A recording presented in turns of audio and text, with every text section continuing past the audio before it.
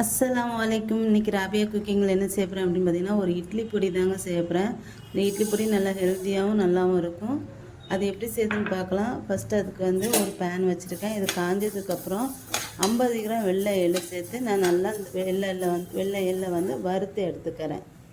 அடுத்து இதில் வந்து இது வறுத்துட்டே இருக்கும்போது ஒரு கைப்பிடி நிறைய கருவேப்பிலை வந்து சேர்த்துக்கோங்க. கருவேப்பிலை சேர்த்து ரெண்டையும் சேர்த்து வறுத்துக்கோங்க. இது வறுத்துட்டு இதை வறுத்து எடுத்துக்கலாம். இப்போ இந்த மாதிரி வறுத்துக்கணும். இப்போ இது வறுத்து எடுத்ததுக்கப்புறம் இதில் அடுத்து வந்து இதில் வந்து ஒரு 50 கிராம் உளுந்து வந்து சேர்த்துக்கிறேன். 50 கிராம் உளுந்து, ஒரு 25 கிராம் கடலைப்பருப்பு. இது கொஞ்சம் லைட்டாக வறுத்துட்டு 25 கிராம் கடலைப்பருப்பு. இது வந்து ஃபுல் மீடியம் லோ ஃப்ளேமில் வச்சு இதை வந்து வறுக்கணும். அப்போ தான் ரெண்டும் ஒரே மாதிரி வறுக்கும்.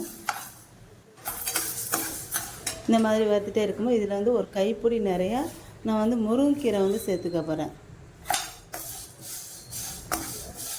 இதையும் சேர்த்து அதோடு வறுக்கணும். அதை சேர்த்து வறுக்கும்போது அதோட ஈரப்பதம் எல்லாம் போய் நல்லா மொறுன்னு ஆகிடும், கருவேப்பிலை மாதிரி. இப்போ இதையும் லோ ஃப்ளேமில் வச்சு இதையும் நல்லா வறுத்து எடுத்துக்கணும்.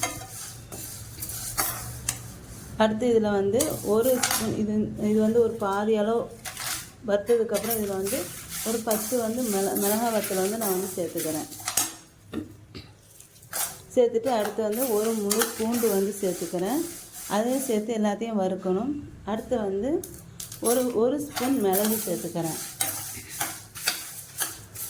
அடுத்து ஒரு ஸ்பூனு ஜீரகம் வந்து சேர்த்துக்கிறேன். சேர்த்துட்டு எல்லாம் சேர்த்து நல்லா வறுக்கணும். லோ ஃப்ளேமில் வச்சு வறுங்க. அடுத்து தேவையான அளவு உப்பு வந்து சேர்த்துக்கிறேன்.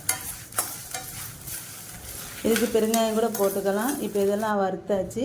இதை நல்லா ஆற வச்சுட்டு ஒரு ஜாரில் வந்து கொஞ்சமாக புளி எடுத்துகிட்டு இது நல்லா ஆறுனதுக்கப்புறம் இது எல்லாத்தையும் போட்டு பொடி பண்ணி எடுத்துக்கணும். இப்போ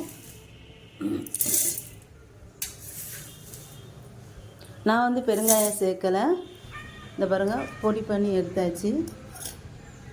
இந்த பொடி வந்து ரொம்ப டேஸ்ட்டாக ரொம்ப சூப்பராக இருக்கும். கண்டிப்பாக நீங்களும் ட்ரை பண்ணி பாருங்கள். இட்லி பொடி. இந்த வீடியோ உங்களுக்கு பிடிச்சிருந்தா லைக் அண்ட் கமெண்ட் ஷேர் பண்ணிக்கோங்க. என்னோடய சேனலை மறக்காமல் சப்ஸ்கிரைப் பண்ணிக்கோங்க.